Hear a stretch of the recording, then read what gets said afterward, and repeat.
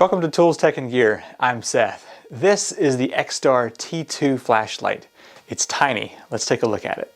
The Xtar T2 EDC Flashlight is packed full of features.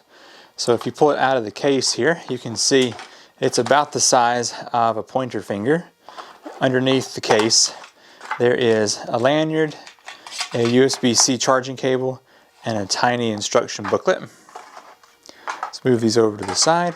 That's what comes in the package. So let's go ahead and take a deep dive into the features of this tiny flashlight. This tiny light has one built-in 10380 lithium ion battery inside that is, of course, rechargeable. And to do that, it's got a little tab over here you can peel back, and that's how you're going to charge with the USB-C.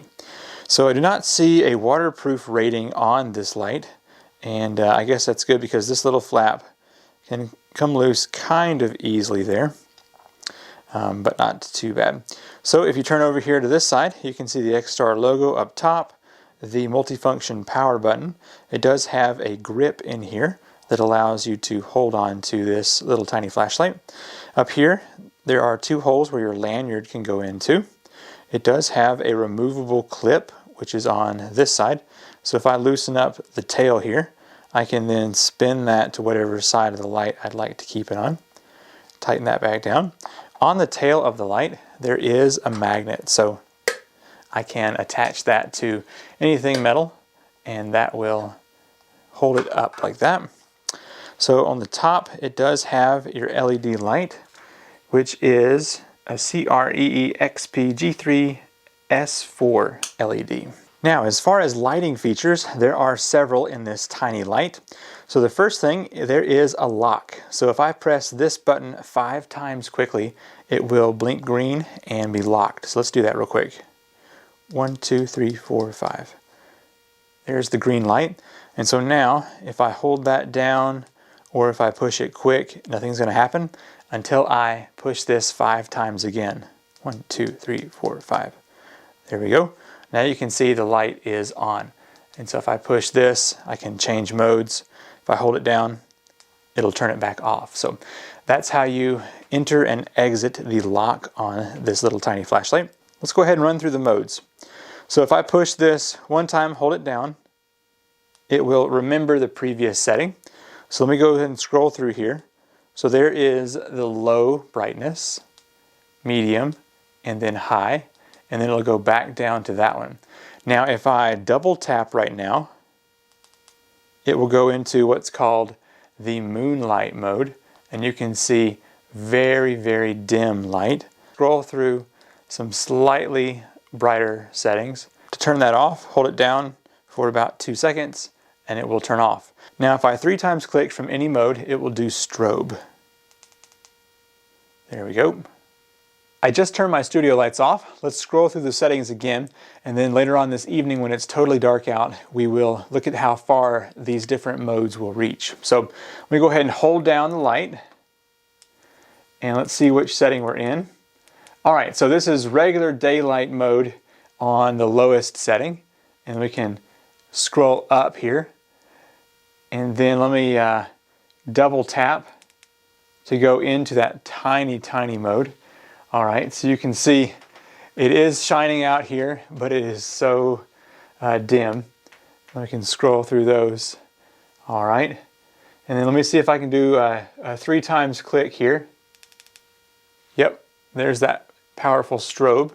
The tiny instruction booklet also has the amount of time that each mode will last whenever you turn it on. So I'm going to read that real quick. The regular low setting is 50 lumens. 4.2 hours. The medium setting is 130 lumens at 1.5 hours, and the high is 650 lumens at 26 minutes runtime. Now, of course, these are from full charge until discharged. For the moonlight mode, that very dim mode, the low is 2 lumens at 45 hours, the medium is 14 lumens at 30 hours, and the high is 6 lumens at 22.4 hours. And the strobe, it does not give a time on that. This tiny USB cable comes with this unit. I'm also using the Xtar power adapter to go from AC to the DC here. And let me go ahead and open up this charging port and charge this up. So it's going to have a green light right here, which means that it's charging. If it has a red light, that means that it needs to be charged. And whenever it has a blue light, that means that it is fully charged. So I'm going to leave this here. Whenever we come back, it should be fully charged. I'm back out here several hours later, and the flashlight is now showing blue, so it is fully charged. Go ahead and unplug these, and then let's go outside and test this out now that it's dark out. As you can see, it's completely dark out. I'm going to go ahead and turn on the light, hold it down for a couple of seconds, and there we go. So let's see what setting we're on. All right, that is the brightest setting. So it has, what was it, 26 minutes? It'll run this right here. But you can see it's got about a 50 plus foot distance over there. So I'm gonna go ahead and click this down to the lowest setting. And that is more than enough brightness for me to walk down a trail or through the woods with. And so of course, stepping up to the next one, you can see even further. And then if we go up to the next setting, there we go. And now I do want to see the difference in the really low setting. So let me double click here. Okay, so there is the lowest setting. And it's not providing much light here on the camera, but I actually can see decent here to walk around with. Now, if I were reading something, that would be plenty. And this would last for days. So I think that's a good setting to have if you are concerned about running out of battery. So here is the middle setting here on the lower, the moonlight settings. And I definitely could walk around with that with confidence. And then one more time up here to the higher moonlight setting. And this right here is enough. I could walk through the woods with this. It may not be quite as clear for you here on camera, but if I get close down here, you can see that's pretty bright.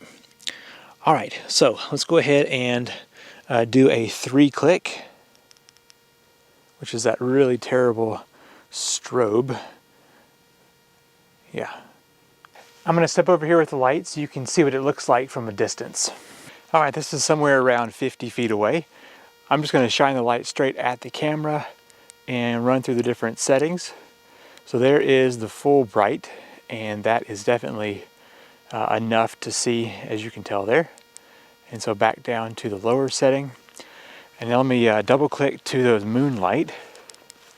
And I'm going to move closer to you here by, I don't know, maybe about 25 feet. So there you go.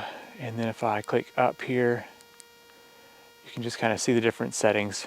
I like this tiny flashlight a lot. I'm going to be taking this on my next camping trip to see how well it performs. Now it weighs 29.5 grams, which is basically 1 ounce. And we didn't really test out the magnet feature very well, but it definitely is strong enough to hold itself up. Now there's one last test that I want to perform, the least favorite test of mine, and that's the drop test. It says 1.5 meter. I do have carpet down here on my floor, so I've got the light on, and let's just do a 1 meter test right here. And we're still going. So, all right, good. That's always nice to know. If you want to learn more about this tiny flashlight, I have a link in the description down below, so you can get some more information and purchase one of these if you would like. Like I said, I'm going to be taking this on a camping trip so I can use it for a couple of hours and see how well it performs. The one thing that I didn't see anywhere is some kind of IPX rating. The writing on the instruction booklet is super tiny, and I missed the note right here where it says, "The light is not waterproof. Please keep it away from being splashed or immersed into water." Thanks for watching. I'm Seth with Tools, Tech, and Gear, and I'll see you in the next video. Bye.